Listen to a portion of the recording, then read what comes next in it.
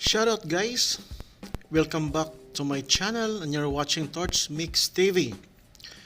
On today's video guys ay mag-unboxing po tayo sa ating nabiling Motorola Edge 50 na kung saan ay sa noon po natin na order mga idol.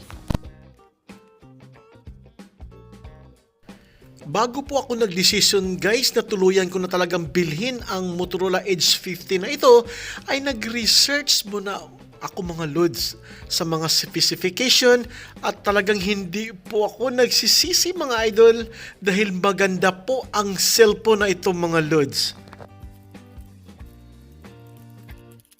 At alam niyo mga idol, ang isa sa pinaka nagustuhan ko sa cellphone na ito dahil ang kanyang napakataas na napakahabang GB niya mga lods dahil aabot ito sa 512 ang kanyang GB mga idol.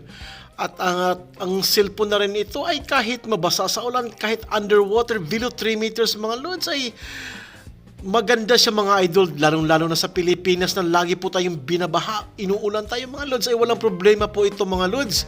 Ang cellphone na ito kahit ma-expose siya sa extreme weather mga lods, mapa-freezing man o mapa-heating condition sa panahon mga idol.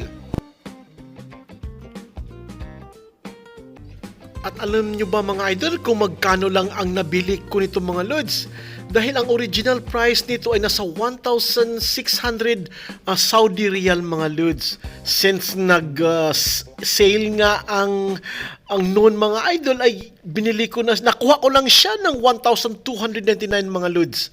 Kaya sulit na sulit po.